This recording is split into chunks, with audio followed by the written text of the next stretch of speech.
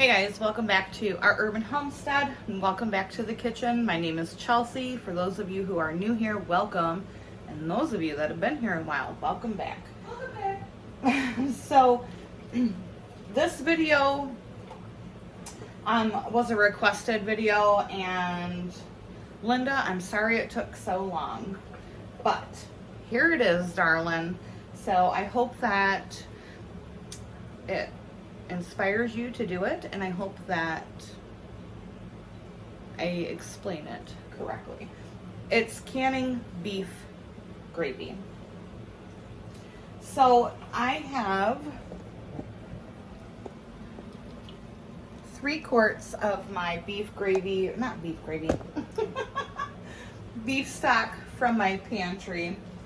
If you don't make your own beef stock, go ahead and use bouillon or whatever you want. But to achieve rich, dark beef stock or beef broth, you roast your beef bones in an oven for about an hour, flip them, then cover them with water and roast them for 24 hours to 48 hours with a little splash of apple cider vinegar in it. And so that's what I've got here. And once this comes up to a boil, I will show you the next step. I have pint jars heating in my canner. I'm going to use my digital canner this evening. If you don't have one of those, it's the same exact process, only with your stovetop pressure canner. I'm choosing to use my electric one tonight because I have other things going on and I don't feel like babysitting my canner. So I'll be back in just a few minutes. All right, so our broth is at a nice boil. In this cup I have clear gel and water that has made a slurry. I use the cook type clear gel, not the instant. If you are, one of the people that like to can with cornstarch, no judgment. I personally feel like clear gel holds up much better in the canning process and the reheating process. And clear gel is the only thing I use, whether it be for like even fresh gravies. I only use this because if we have leftovers the next day, the clear gel just reheats so much better. Cornstarch sometimes gets like, I don't know, like that weird gelatinous consistency, and I'm not a fan of that for reheating. So you just make a slurry, and then this is going to come up to a boil and it will thicken. And once that happens, I will bring you back. Doesn't that look so good?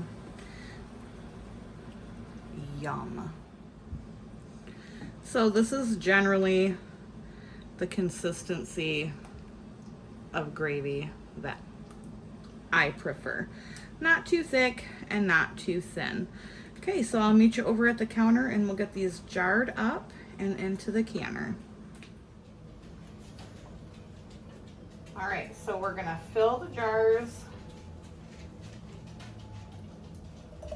And because this has clear gel in it, it will expand during the canning process. I'm gonna fill it to the shoulders of the jar. We're about, ooh, that might be a little too full. 1.5 inches of head space. Yeah, that's a little full, but I'll just give it a blessing and hope that it turns out okay.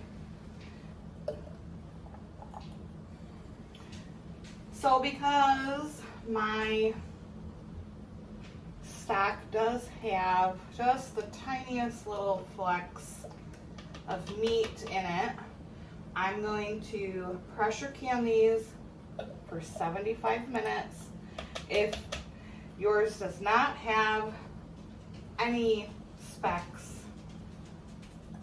of meat whatsoever, You can do it just like you would broth, and that is 30 minutes for pints, 35 for quarts.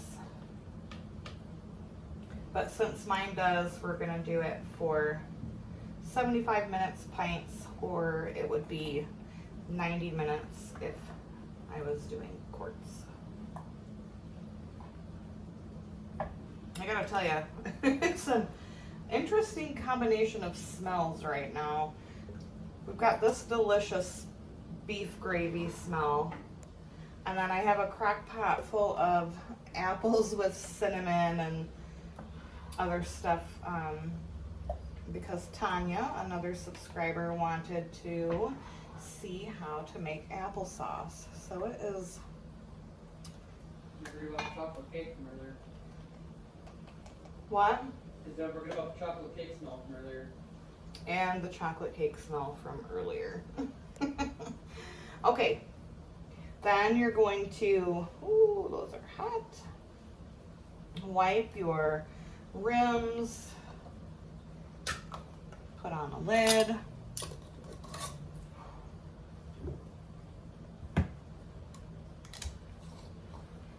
Fingertip tight on the ring, and into the canner it goes. And I'll show you guys what they look like when they come out. All right, they just came out of the canner, nice and thick. My jars are cloudy because I do not use vinegar when I can. I wash the jars afterwards. So that's what they look like. And again, as you can see, when you work with clear gel, it does expand. So doing a scotch under your normal 1-inch headspace is pretty crucial in making sure that you do not have siphoning of your jars. As always, guys, thank you so much for watching. I appreciate every single one of you, and I hope that Linda, this cleared up your questions on canning beef gravy. If it did not, drop me a comment or email me, and I will try to answer them. So give this video a like, drop me a comment below, and until next time, abundance and blessings to you. Bye-bye.